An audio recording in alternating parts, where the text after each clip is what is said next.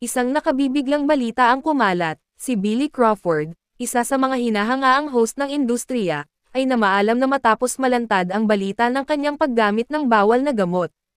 Ang mga tagahanga, kapwa-artista, at malalapit na kaibigan ay hindi makapaniwala sa balitang ito. Sa tagal ng kanyang karera sa showbiz, si Billy ay kilala sa kanyang kasiyahan, enerhiya, at talento, at hindi nila akalain na may mabigat siyang pinagdaraanan sa likod ng mga ngiti at berwan sa entablado. Sa pagsasapubliko ng kanyang sitwasyon, marami ang nagulantang. Nagbigay ng pahayag si Billy, inamin ang kanyang pagkakamali, at humingi ng paumanhin sa lahat ng kanyang nasaktan at nadismaya. Mahirap para sa kanya ang ginawa niyang pag-amin, ngunit inamin niyang kailangan niya itong harapin para na rin sa kanyang sariling kapakanan.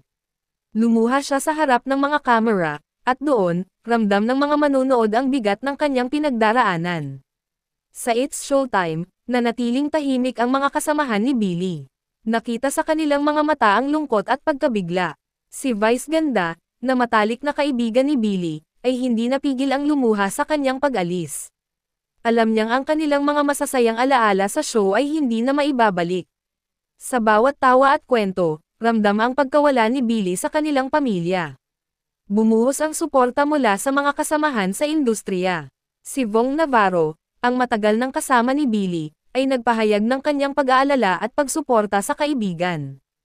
Ipinanalangin niya ang paggaling ni Billy at umaasang muling bumangon ang kanyang matalik na kaibigan. Alam niyang hindi madali ang pinagdadaanan nito, ngunit naniniwala siyang may pag-asa pa para kay Billy na magbago. Si Karil naman, isa ring malapit kay Billy, ay nagbahagi ng kanyang panalangin para sa kaligtasan at kalinisan ng loob ng kaibigan. Alam niyang ang pag-amin ni Billy ay isang hakbang tungo sa pagbabago, at umaasa siyang ang kaibigang kanyang nakilala ay muling babangon mula sa pagkakadapa. Sa social media, nagbigay ng mensahe ang mga tagahanga. Hindi lahat ay bumatikos, marami ang nagpaabot ng pagmamahal at pag-unawa. Alam nilang hindi perpekto ang kanilang idolo, ngunit pinili nilang maniwala sa kanyang kakayahang magbago at magsimula muli. Ang iba naman ay nagpaabot ng kanilang pagkabahala at umasa na makakahanap si Billy ng tamang landas. Isang episode sa It's Showtime ang inalay para kay Billy. Ang bawat host ay nagbahagi ng kanilang mga masasayang alaala sa piling niya, mga sandaling nagpakita ng kanyang kabutihan at kasiyahan.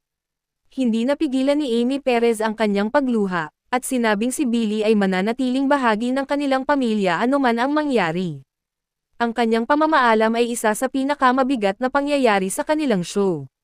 Si Ann Curtis, kahit nasa ibang bansa, ay nagbigay ng kanyang suporta sa social media.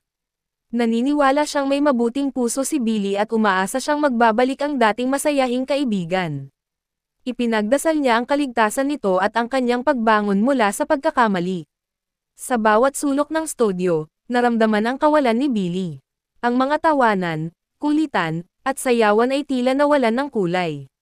Sa mga mata ng staff at crew, mayroong lungkot at pag-asa na balang araw ay makikita nilang muling ngumingiti ang kanilang kasamahan.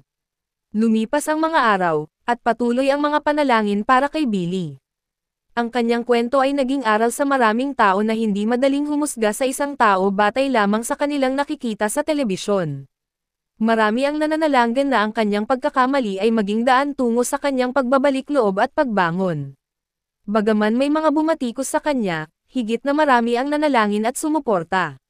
Sa bawat pag-amin, bawat luha, at bawat salita ng paghingi ng tawad, unti-unting bumangon si Billy. Ang kanyang kwento ay hindi nagtatapos sa pagkakamali, kundi sa kanyang pagbangon mula rito.